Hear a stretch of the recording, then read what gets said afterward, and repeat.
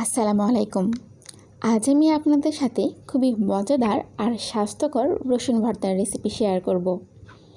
অনেকেরই দেখা যায় শেষ রাতে সেহরির সময় খাওয়ার তেমন একটা রুচি থাকে না, তখন আপনারা গরম গরম ভাতের সাথে এই রসুন ভর্তা তৈরি করে পরিবেশন করেই দেখুন।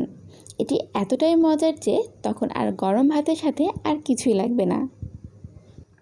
মজাদার ও স্বাস্থ্যকর এই রসুন ভর্তাটি তৈরি করতে আমি এখানে 1 কাপ রসুন নিয়েছি। এই রসুন আমি ভালোভাবে খোসা ছাড়িয়ে পানি দিয়ে ধুয়ে নিয়েছি। কিভাবে খুবই সহজে আর খুবই দ্রুত রসুনের খোসা ছাড়ানো যায় তার একটি পদ্ধতি আমি খুবই শীঘ্রই আপনাদের সাথে শেয়ার করব।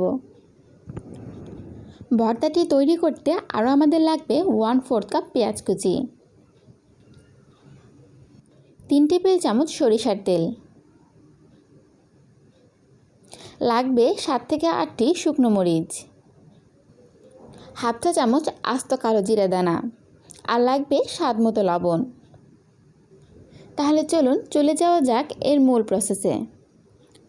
যার জন্য চুলায় একটি ফ্রাই প্যান উঠিয়ে দিয়ে তাতে সামান্য একটু সয়াবিন তেল ব্রাশ করে নিয়েছি। মূলত আমি এখানে এই মরিচগুলো ভালোভাবে ভেজে নেওয়ার জন্যই এই সয়াবিন তেল ব্রাশ করে নিয়েছি। আপনারা এখানে এই মরিচ ভাজার সময় তেল ব্যবহার না করতে চাইলে করবেন না। তেল দিয়ে মরিচ ভাজলে মরিচ অনেকক্ষণ পর্যন্ত মুচমুচে থাকে, এই জন্যই মূলত তেল ব্রাশ করে নেওয়া। মরিচ ভাজা হয়ে গেলে আমি ওই প্যানে রসুনের কোয়াগুলো দিয়ে দিচ্ছি। এখন চুলার জাল মিডিয়াম টু লোতে রেখে আমি এটি অনবরত এভাবে নাড়তে নাড়তে একটু ভেজে নেব।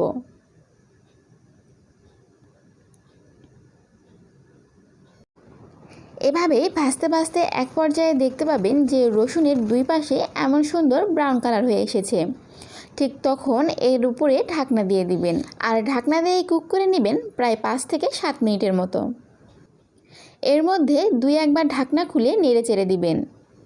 আর যখন দেখতে পাবেন রসুনগুলো দুই পাশে এমন কালচে পোড়ার মতো হয়ে এসেছে, তখন বুঝবেন এটি পারফেক্টভাবে কুক করে নেওয়া হয়ে গেছে আর এটি খুব ভালোভাবে সিদ্ধ হয়ে গেছে। দেখুন রসুনের উপর সামান্য একটু চাপ দিতে এটি ভেঙে যাচ্ছে, তাহলে নিশ্চয়ই বুঝতেই পারছেন যে এটি কতটা পারফেক্টভাবে সিদ্ধ হয়েছে।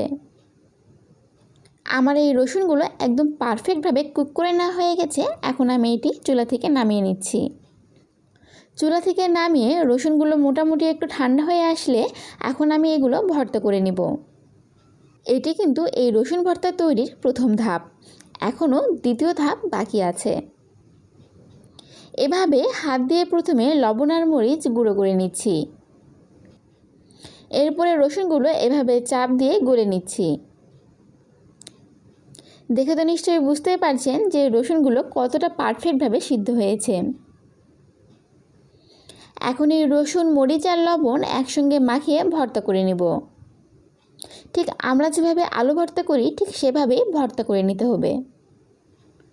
আমার ভর্তা করে নেওয়া হয়ে গেছে, তাহলে চলুন চলে যাওয়া যাক এর নেক্সট ধাপে। যার জন্য চুলায় একটি প্যান উঠিয়ে দিয়েছি আর তার মধ্যে দিয়ে দিচ্ছি 3 টেবিল চামচ সরিষার তেল। তেল গরম হয়ে আসলে এর মধ্যে আমি 1/4 কাপ পেঁয়াজ কুচি দিয়ে দিচ্ছি।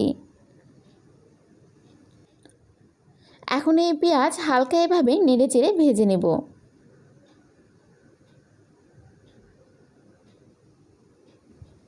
পেঁয়াজ কুচিগুলো প্রায় 1 মিনিটের মতো ভেজে নিতেই যখন এমন পর্যায়ে আসবে তখন এর মধ্যে আস্ত কালো জিরা দানা দিয়ে দিচ্ছি।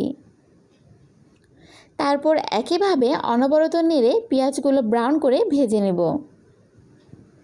আমার আজকের এই রেসিপিটি যদি আপনাদের ভালো লাগে আর আগামীতে আমার তৈরি এমন আরও নিত্য নতুন রেসিপি দেখার জন্য আমার এই চ্যানেলটি সাবস্ক্রাইব করার বিনীত অনুরোধ রইল। আর পাশের দেওয়া বেল আইকনে চাপ দিবেন, এতে আমি কোনো নতুন রেসিপির আপলোড দিলে তার নোটিফিকেশান আপনাদের কাছে চলে যাবে। পেঁয়াজগুলো এমন লালচে ব্রাউন কালার হয়ে আসলে এর মধ্যে একটু আগে যে রসুন ভর্তা করে রেখেছিলাম তা দিয়ে দিচ্ছি।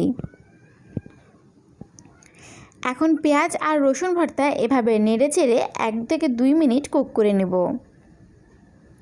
এই পর্যায়ে আপনারা লবণ চেক করে নিতে পারবেন। এই সময় যদি আপনাদের লবণ কম মনে হয় তাহলে এই সময় লবণ একটু দিয়ে দিতে পারবেন। এভাবে 2 মিনিটের মতো কুক করতেই দেখতে পাবেন যে রসুন ভর্তার কালার চেঞ্জ হয়ে গেছে আর পেঁয়াজ আর রসুন ভর্তার সাথে ভালোভাবে মিক্সড হয়ে গেছে। তখনই বুঝবেন এটি কুক করে নেওয়া হয়ে গেছে। আর তখনই এই রসুন ভর্তা গরম গরম ভাতের সাথে পরিবেশন করতে পারবেন। এই রসুন ভর্তা অনেকক্ষণ পর্যন্ত বাইরে রেখে খেতে পারবেন, এটি খুব সহজেই নষ্ট হয়ে যায় না। এমনই আরও নতুন রেসিপি নিয়ে আগামীতে দেখা হবে। ততদিন পর্যন্ত ভালো থাকবেন, সুস্থ থাকবেন।